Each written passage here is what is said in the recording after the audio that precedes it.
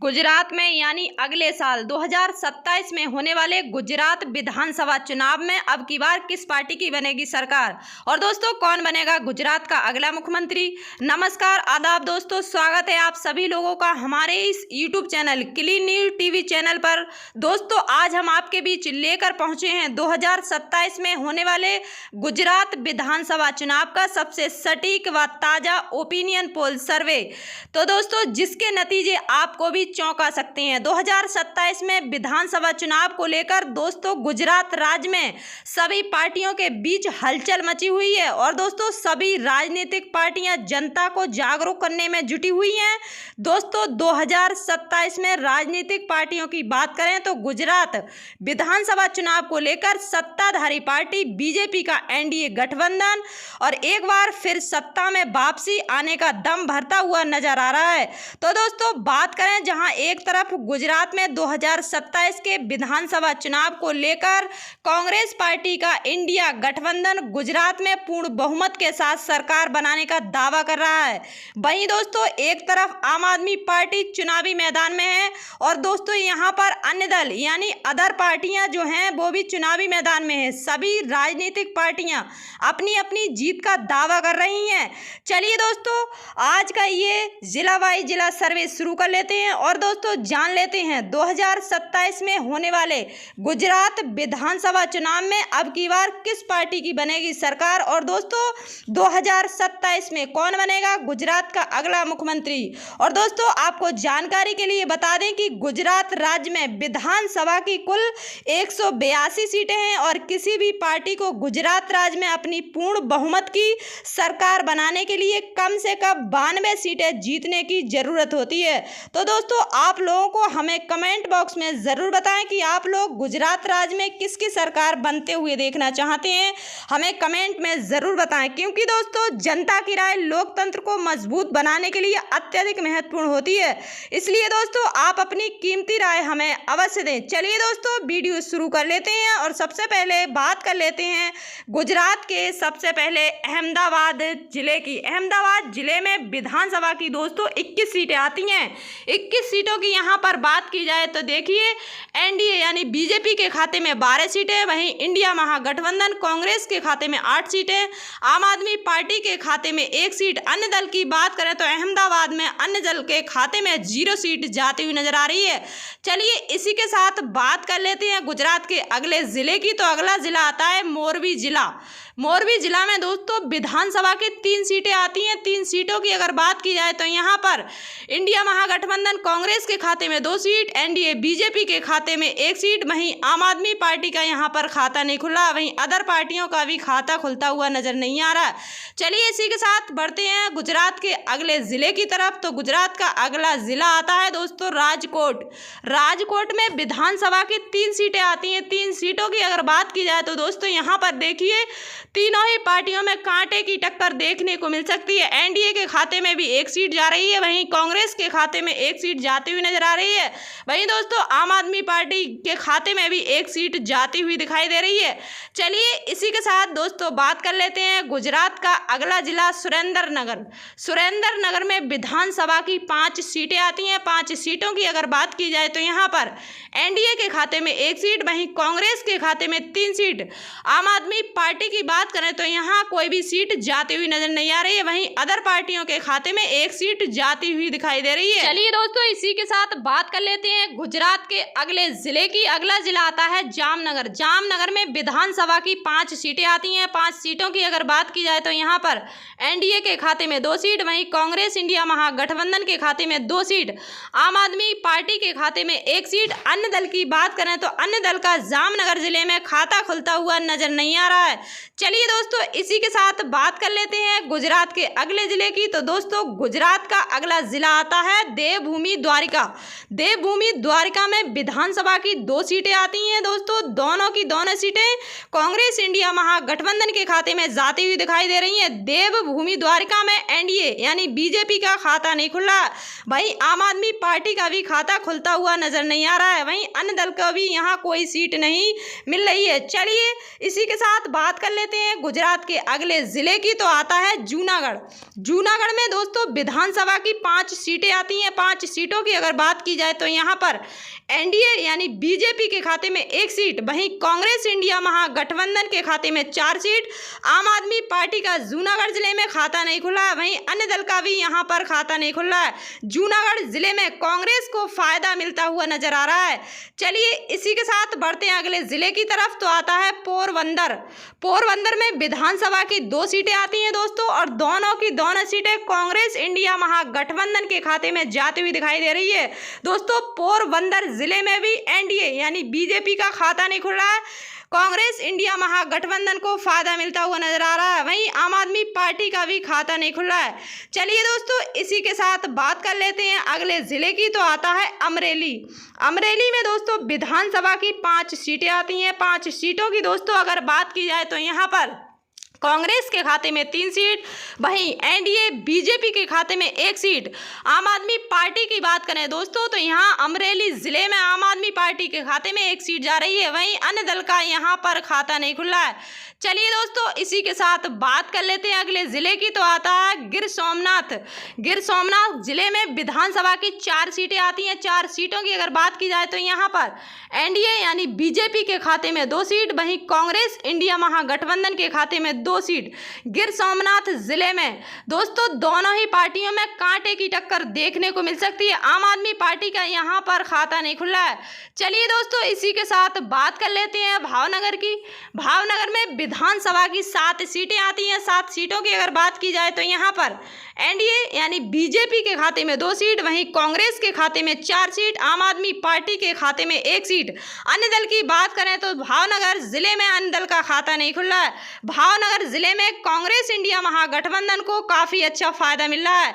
चलिए दोस्तों इसी के साथ बात कर लेते हैं बोटाड़ की।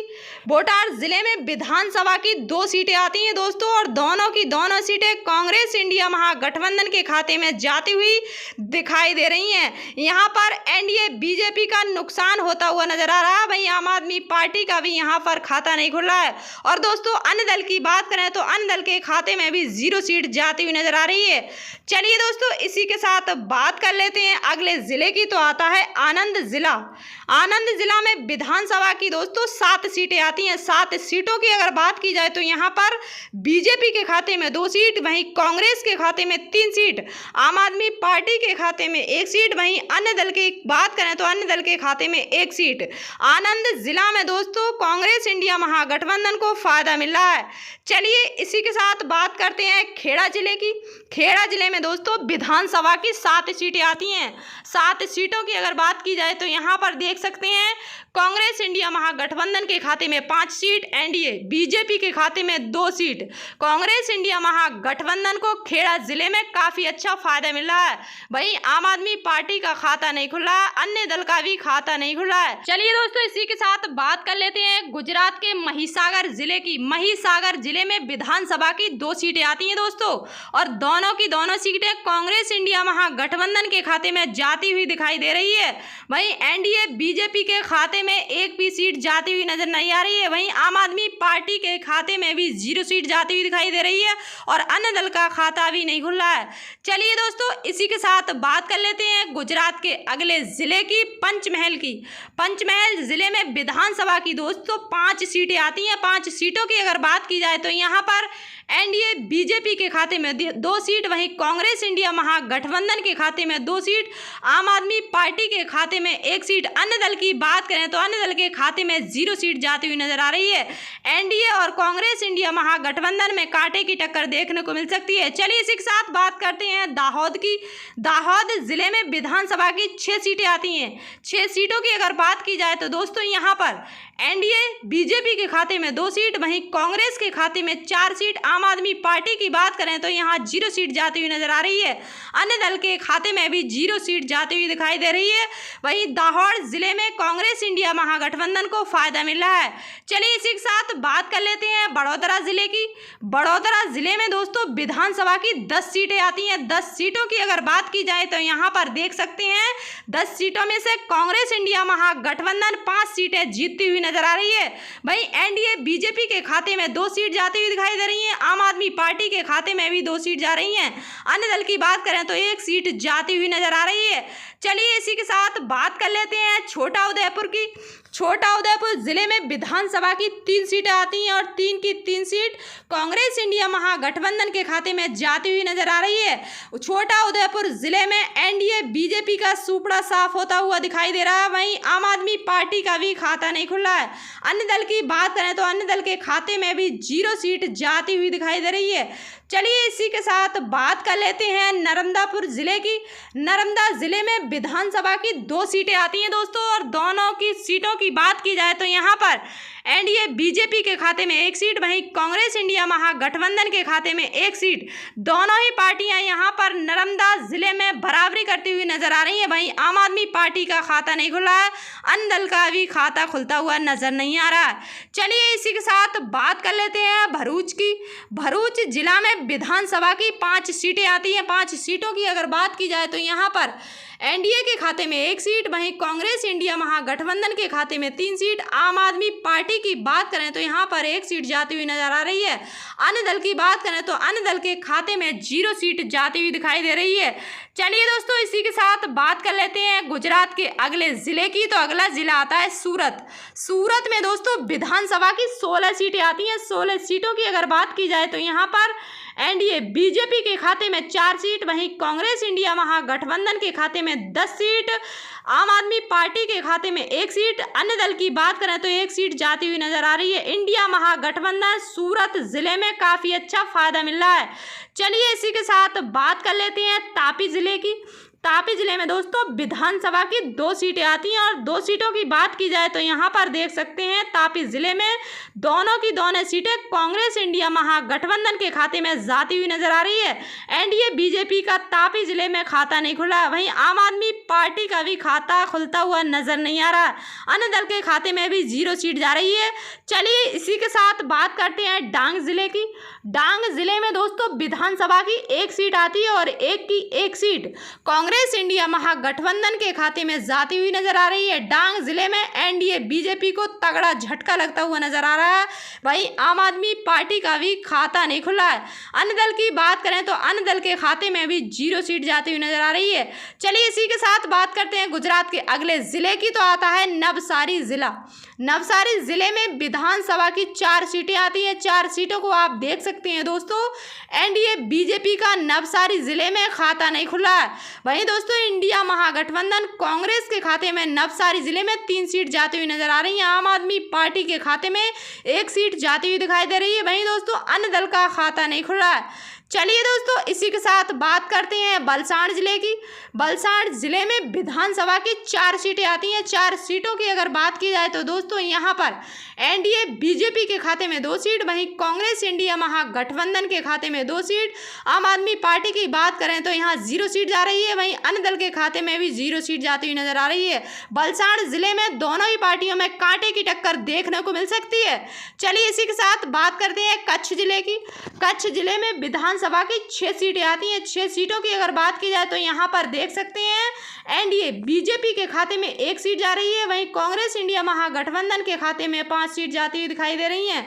कच्छ जिले में एनडीए बीजेपी को तगड़ा झटका लग रहा है। वहीं आम आदमी पार्टी का खाता नहीं खुला, अन्य दल का खाता भी यहाँ खुलता हुआ नजर नहीं आ रहा। चलिए इसी के साथ बढ़ते हैं अगले जिले की तरफ। तो आता है बनासकांठा। बनासकांठा में विधानसभा की 9 सीटें आती हैं। 9 सीटों की अगर बात की जाए तो यहाँ पर देख सकते हैं एनडीए बीजेपी के खाते में 2 सीट जाती हुई दिखाई दे रही हैं। वहीं कांग्रेस इंडिया महागठबंधन के खाते में 6 सीट जाती हुई नजर आ रही हैं। आम आदमी पार्टी की बात करें तो 0 सीट जा रही है। अन्य दल के खाते में दोस्तों 1 सीट जाती हुई दिखाई दे रही है। चलिए इसी के साथ बात कर लेते हैं पाटन जिले की। पाटन जिले में दोस्तों विधानसभा की 4 सीटें आती हैं। 4 सीटों की अगर बात की जाए तो यहाँ पर एनडीए बीजेपी के खाते में दोस्तों 1 सीट, वहीं इंडिया महागठबंधन कांग्रेस के खाते में 3 सीट। आम आदमी पार्टी की बात करें तो यहाँ खाता नहीं खुल रहा है। अन्य दल के खाते में भी 0 सीट जा रही है। पाटन जिले में कांग्रेस इंडिया महागठबंधन को काफी अच्छा फायदा मिल रहा है। चलिए दोस्तों इसी के साथ बात कर लेते हैं गुजरात के मेहसाणा जिले की। मेहसाणा जिले में विधानसभा की दोस्तों 6 सीटें आती हैं। 6 सीटों सीटों की अगर बात की जाए तो यहाँ पर एनडीए बीजेपी के खाते में 2 सीट, वहीं कांग्रेस इंडिया महागठबंधन के खाते में 4 सीट। आम आदमी पार्टी की बात करें तो यहाँ खाता नहीं खुला है। अन्य दल की बात करें तो अन्य दल के खाते में भी कोई सीट जाती हुई नजर नहीं आ रही है। मेहसाणा जिले में कांग्रेस को फायदा मिल रहा है। चलिए दोस्तों, इसी के साथ बात कर लेते हैं साबरकांठा की। साबरकांठा जिले में विधानसभा की 4 सीटें आती है। 4 सीटों की अगर बात की जाए तो दोस्तों यहाँ पर देख सकते हैं एनडीए बीजेपी के खाते में 1 सीट जाती हुई नजर आ रही है। वहीं कांग्रेस इंडिया महागठबंधन के खाते में 3 सीट जाती हुई दिखाई दे रही हैं। आम आदमी पार्टी का खाता नहीं खुला, वहीं अन्य दल का भी खाता नहीं खुला है। साबरकांठा जिले में कांग्रेस इंडिया महागठबंधन को फायदा मिल रहा है। चलिए अब बात करते हैं अरावली जिले की। अरावली जिले में दोस्तों विधानसभा की 3 सीटें आती हैं। 3 सीटों की अगर बात की जाए तो यहाँ पर देखें एनडीए के खाते में 1 सीट, वहीं कांग्रेस इंडिया महागठबंधन के खाते में 2 सीट। आम आदमी पार्टी की बात करें तो अरावली जिले में आम आदमी पार्टी का खाता नहीं खुला है। वहीं दोस्तों अन्य दल का भी खाता खुलता हुआ नजर नहीं आ रहा है। चलिए दोस्तों, इसी के साथ बात कर लेते हैं गुजरात के अगले जिले की। तो अगला जिला आता है दोस्तों गांधीनगर। गांधीनगर में विधानसभा की 6 सीटें आती हैं। 6 सीटों की अगर बात की जाए तो यहाँ पर एनडीए के खाते में 4 सीट, वहीं कांग्रेस इंडिया महागठबंधन के खाते में 2 सीट। आम आदमी पार्टी का गांधीनगर जिले में खाता नहीं खुला है। अन्य दल का भी गांधीनगर जिले में खाता खुलता हुआ नजर नहीं आ रहा। गांधीनगर जिले में एनडीए यानी बीजेपी को काफी अच्छा फायदा मिलता हुआ नजर आ रहा है। तो दोस्तों ये तो था गुजरात विधानसभा की 182 सीटों का सर्वे। तो यहाँ पर देख सकते हैं दोस्तों एनडीए यानी बीजेपी के खाते में, भारतीय जनता पार्टी के खाते में 58 सीटें जाती हुई नजर आ रही हैं। वहीं इंडिया महागठबंधन कांग्रेस पार्टी के खाते में 107 सीट जाती हुई दिखाई दे रही हैं। वहीं आम आदमी पार्टी यानी केजरीवाल की पार्टी के खाते में 12 सीटें जाती हुई नजर आ रही है। अन्य जो पार्टियां हैं अन्य दल के खाते में 5 सीट जाती हुई नजर आ रही हैं। तो दोस्तों हमने आपको वीडियो के पहले ही बताया था कि जो भी पार्टी गुजरात विधानसभा चुनाव में 92 सीटें जीतेगी वही पार्टी गुजरात में अपनी सरकार बनाएगी।